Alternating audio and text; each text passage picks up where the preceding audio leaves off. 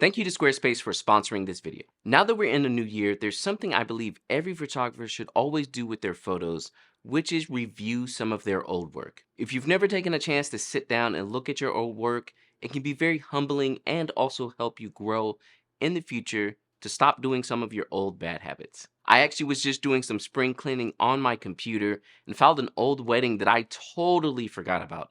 It's so old, it's back when I used to shoot on the Canon 6D.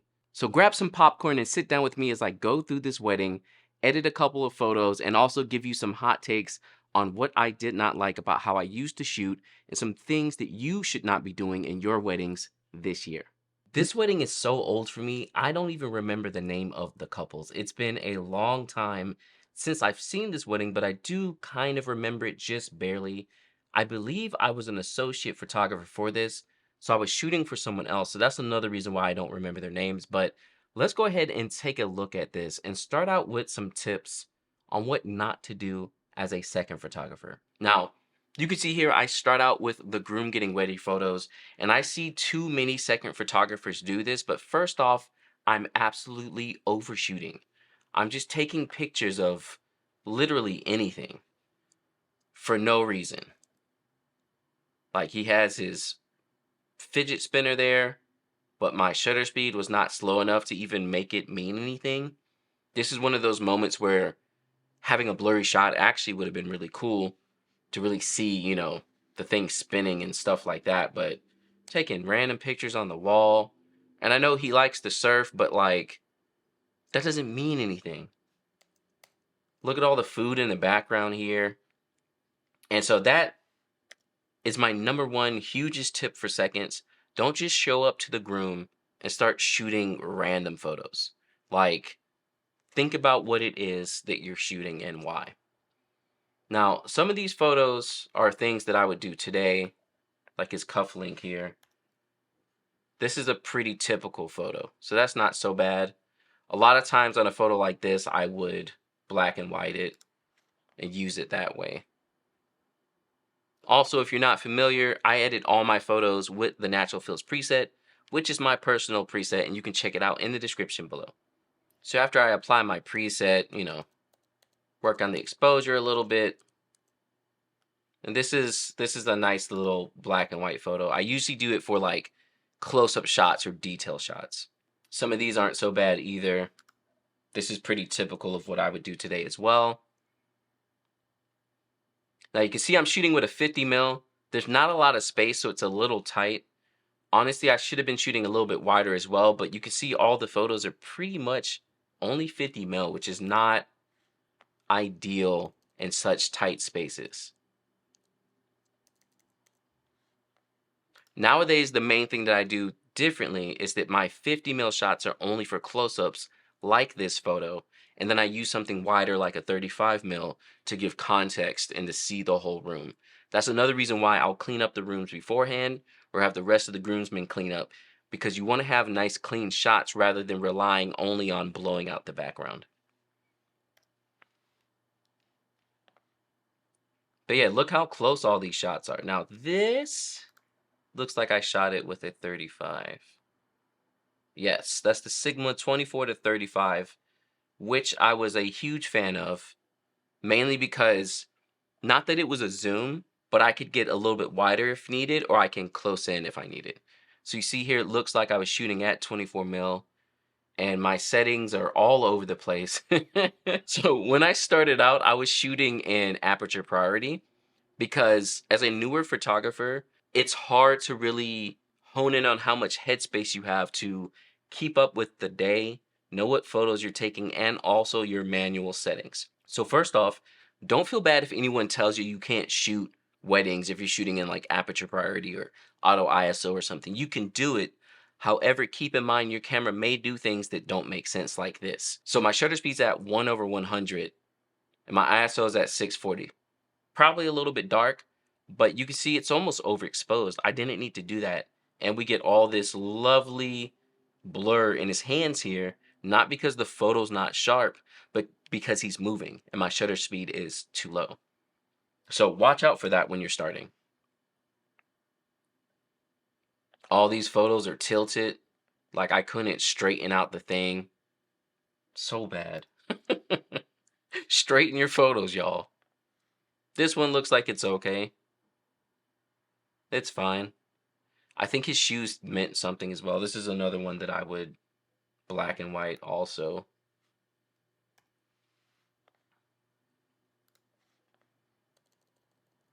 Again, close-up shots are really good for black and white.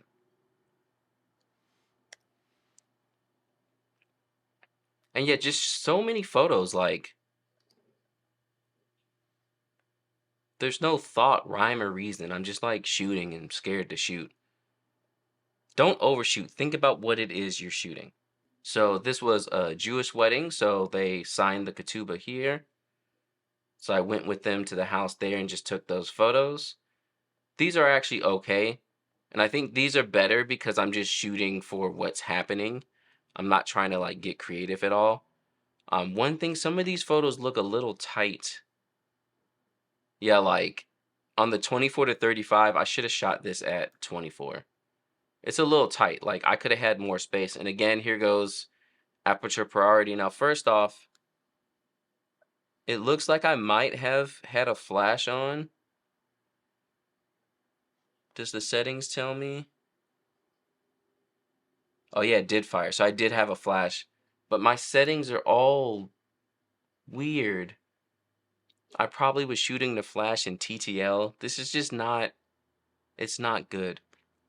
Hot tip on your flash, shoot it in manual, use a good modifier, and set your power at a level and then set your settings around that power. Now, if you want to learn more about Flash, I'm actually finishing up my Flash course right now, and it's on pre-sale, so it's discounted. That's in the description below as well. Definitely pick it up before the real price shows up so that you can get in and learn how to get better Flash photos. Nothing complicated, just great Flash photos at your weddings. So yeah, I was super green here. This is just like, this is bad. Luckily, I was shooting a Flash though, because like these shots, this would have been all blown out and horrible because they're backlit by extremely bright backlit. But look at the settings. This is all blurry. And I'm at F5 even though it was dark. I don't understand.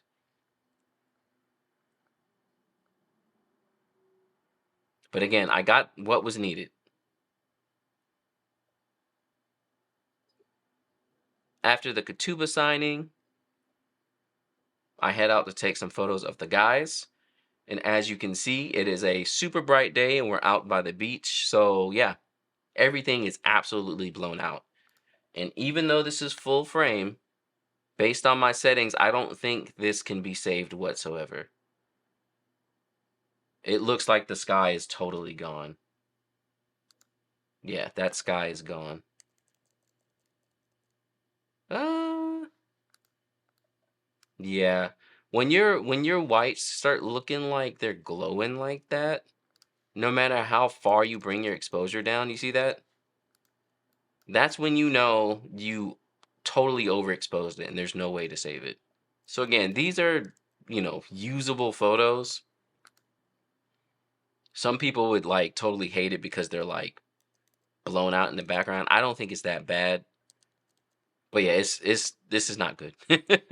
Now, one thing that I did work on, but I haven't released yet, are the AI actions for Natural Fields preset, which actually will work with any preset because they're just AI actions inside of Lightroom. Make sure to keep an eye on that because I should be releasing that very soon. But with it, I can come over here real quick and do my subject shadow save. It's going to AI find my subject and light them up by bringing the shadows up just a bit. Now, this is something I like to do on my photos if I want to bring down the whole photo, but my subject is backlit. So now I can bring down the exposure and still have the shadows raised on only my subject. You can see that here with my mask. I can turn it on like this. And that was all done through AI, which is great. So I don't have to go in every time. I can just click that one AI action and go ahead and raise my shadows. Let's take a quick moment to talk about this video sponsor, Squarespace.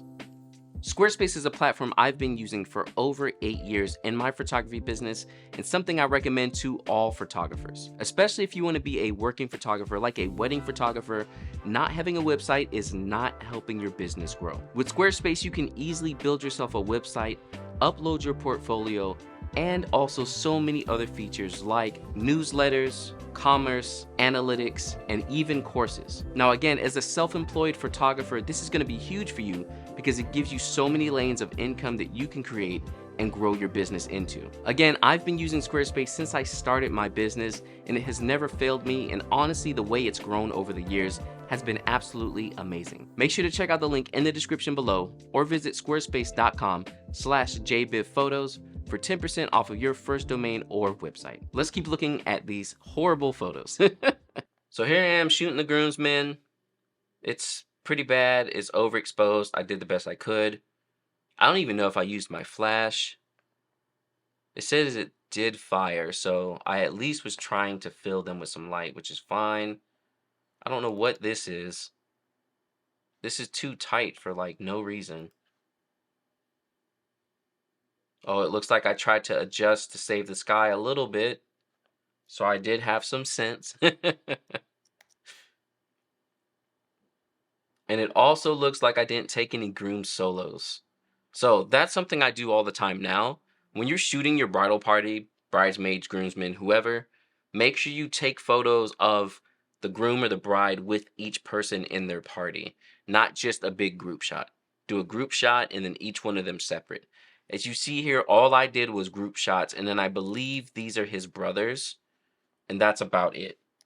That's not a good look. I should have broken it down for each of the guys. And you don't necessarily have to do that, but I think it's a good practice on your weddings and something I would highly recommend you always do. Those are shots I always try and get, unless for some reason the couple just doesn't care about them. So here are guests showing up to the wedding. It was also a beach wedding, so this was rough. A lot of the shots just are very random. So shots like this I take more nowadays, except this just wasn't a great expression. But I love taking these long shots from a distance when my couple doesn't know that I'm watching them and getting their natural reactions to their guests and their friends and things. You can see I was shooting this with the 135 mil. That's the L Canon. I used to love that lens so much. Even this, like, this is just horrible framing, right? What is he even doing? And see, I talk about this all the time on my live streams, but make sure you're paying attention to what you're shooting and why. Yes, it's a great smile reaction, but what is he reacting to? And this is again why I also don't like to shoot so tight all the time. Because unless you're framing it for that tightness, it's just like a picture of a guy standing there. You know, what is he doing? I don't know. If anything, I guess I could remove this arm with the Photoshop AI, just have a picture of him smiling, I guess. But back then, because this is 2017, I wasn't going to do that, you know? Like, why was I shooting this? Here he is writing vows. And yeah, like, if this was my second photographer, like, I would barely use any of these photos. Here goes some detail shots. These are fine. This one, I don't know why I shot it so far down like that. More people meeting and greeting. This is fine too. As you can see, there was a storm rolling in. And so they were set up on the beach. We started the wedding. Here comes the bride coming out. So 135, so I'm pretty far from them. These are okay. That one's actually, I like this one. This is another one where I would probably black and white it now. It's kind of overexposed because this is bright. It's also not straight. Always with the not straight photos. Is that straight? Where are my grid lines?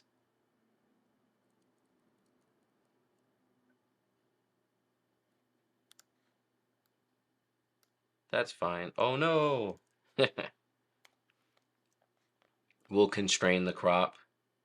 No, I don't want it that much.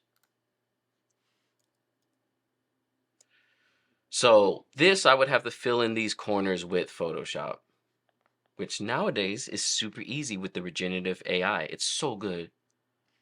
This is another black and white. Y'all see me just black and whiting everything. Yeah, all these whites are like way exposed.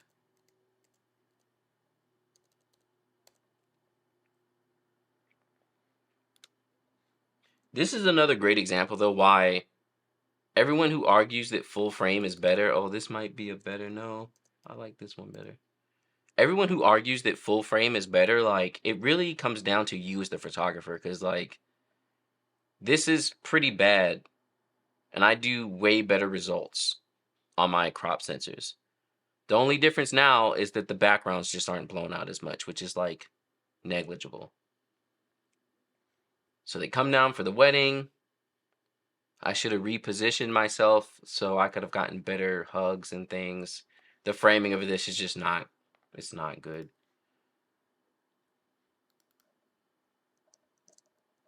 Yeah, I'm like, see, okay. One of the biggest issues I had when I first started is I was scared of weddings and I always tried to stay away from them. And I think it's something that can really ruin a lot of your shots as a photographer. Now, I know you can use a 70 to 200, but sometimes you have to get in to your photos, get into the moment and be there a part of the wedding. Don't be scared of your weddings this year. Really get in there and be a part of them to get those great photos, cuz this is just, I don't know, it's kind of just here, you know? Like, I'm just taking the photo. I have my 50 mil. I don't know. I'm up on the end of some stairs because I didn't want to go down on the beach for reasons I know I can't remember. So the eye level, it's not good. I could have been standing over here. I could have got better shots of them together. I could have done something. It would have been much better. So ceremony goes on and then it starts raining. So like they're in the middle of doing their ceremony. Yeah, that's them reacting to it. They know any moment now the sky's gonna come down. I don't know why I did this. I'm assuming this is aperture priority. Nothing else changed though. Why did my shutter change? Oh, there goes the rain. So it starts downpouring. So they gotta go in. So I get some action shots. Everyone getting totally rained on. Couple is drenched. And so these are fine. Now they set back up again. This is a typical shot for me. I do this nowadays still too. The biggest thing that's different for me with these shots, which are also black and whites, is generally I'll crop in on them a little bit more. So they come more like in here with just the hands. And I get them a lot tighter. So they have their ceremony inside the tent. This is where the cocktail hour and all the food and all that stuff was going to happen. All that went well. These photos are kind of whatever. I should have gotten, I mean, I guess at this point we're really tight because we're indoors. But I wish I would have been a little bit tighter on their reactions and things. Here's the first kiss. You don't ever miss that. This is good. I like how wide it is. That's fine. For the situation and the fact that I had no space, because basically behind me on this shot is everyone just kind of like in a semicircle, and I could only go but so far back. So this is great. This is fine. So there they go. They get married. Everyone's happy. The rain stops. So we step outside to take group photos. And yeah, okay, I think I was a second photographer for this, actually. I must have been, right? I'm shooting from like angles. That's also why I only had the groom shots. I don't remember this wedding at all. Yeah, I was definitely the second. That's why a lot of these shots, these aren't even that great. Like this one's fine, I guess, but again, if you don't have a reason for the shot, it's just kind of hard to tell. Like I don't get much from this, right? It's not telling me much of anything. It's just them kind of together there. I can't see nobody's faces. It's kind of whatever. Here's our before and after for a color one since I haven't shown any yet. Here you go, some standard kiss shots, which is something I would do nowadays as well. This shot of them playing together is kind of cute, but again, this is like an action detail shot. This is going to be a black and white. There's no other options for it. Like, it's not going to look good any kind of other way.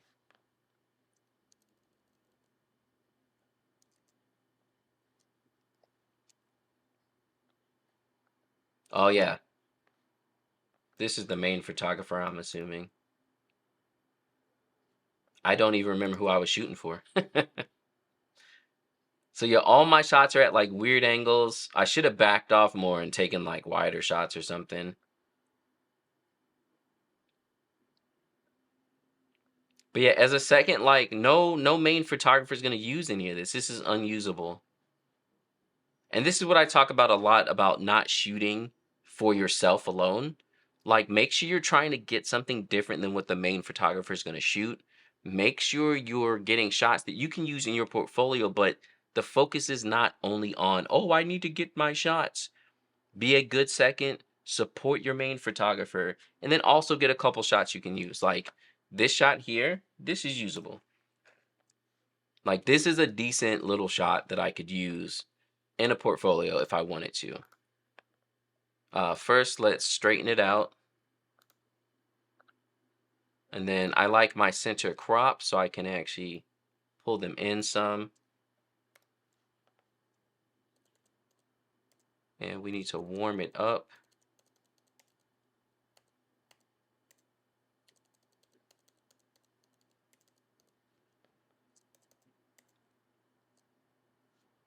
Yeah, and here's the before and after. This is pretty much where I would let this photo sit. And so, like, you can use that. Get a couple of those for your portfolio, but also support the main photographer. Some of these walking shots aren't so bad either. But again, they're not great. We have some of our shadows here. This is also another action shot. This is going to be black and white. As per usual, though, I overexposed it just a bit. But that's usable. After that, we head into reception time. And here this is mainly cocktail hour. I'm just getting people smiles and things. I do normally shoot like this as well. I'll use a longer lens. I'm assuming that I'm shooting with my 135. Yeah. And just try and get like smiles and things. Now, for this wedding, it's a little tight. So my 135 is questionable, but it works if I'm the correct distance away from all the action that's happening. Like like, it's cool, but why? Like, think about what you're taking photos of. More smiles, we got some dancing. Shooting this with my 50, which I never do anymore. For reception time, I'm always shooting with my widest lens, so like a 16 mil, 24 mil, something of that sort. And then the rest of the reception's pretty generic. Here's her and granddad. This turned out pretty good. This is definitely usable. Something a main photographer could grab. Gonna edit it real quick. These oranges are hitting kind of hard. And normally for my reception photos, I like to pull the shadows down a bit. So that's kind of how that photo would look. As you see, the natural fills preset tries to keep everything pretty natural. You just have to work with your exposure and your white balance to get it looking well, and you get some nice kind of contrasty look to your photos. And yeah, aside from that, everything's fine. Again, I think I should have been shooting a little bit wider.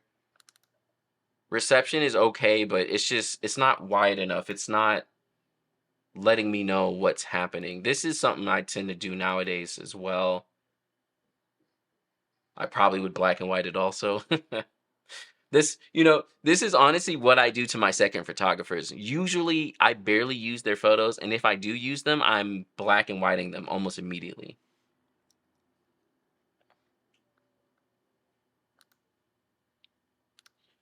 Crop it in a little bit, make sure that's centered up. We'll use my black and white.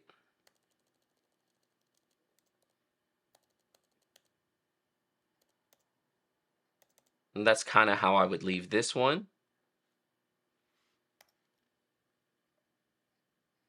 Here's a couple close-ups, but yeah, this is like This is too close. It's not enough.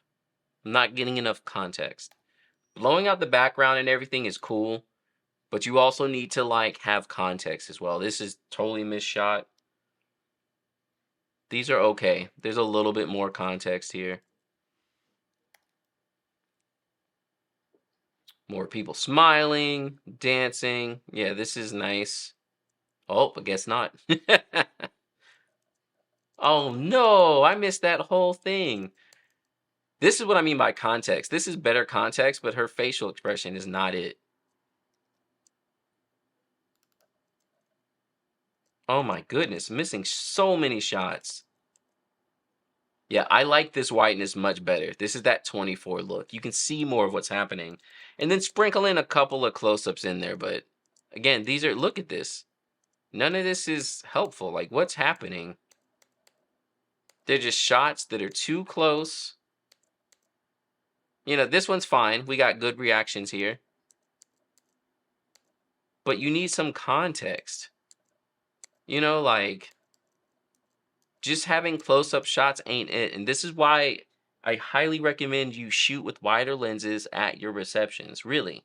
Also, it gets you into the like party, and because of that, your guests react to you very differently than if you're standing on the outside of the dance floor shooting with a 70 to 200. Oh my goodness. And it's just probably hours of this. Yeah, none of these shots are good, yo. So bad. This is why you second shoot before you start taking your own weddings. Like, really. You don't want to deliver this to your couples unless they're paying like a very low amount or something. Oh my goodness. Look at this. Out of all those photos, these are the only ones I really chose to edit. And it's like the smallest handful of photos. This is why it's a great practice to go back and look at your old work, look at what you were doing, look at what you kept, and look at how you've gotten better and what you can improve on in the future. How often do you take the time to go back and look at your old work? If you're not doing it often, honestly, I would highly recommend doing it. Go find some old work and just critique yourself. Find what was good, find what was bad, and improve as a photographer. Some other ways you can improve as a photographer as well is by checking out this playlist here to learn more about being a wedding photographer and having an awesome business this year.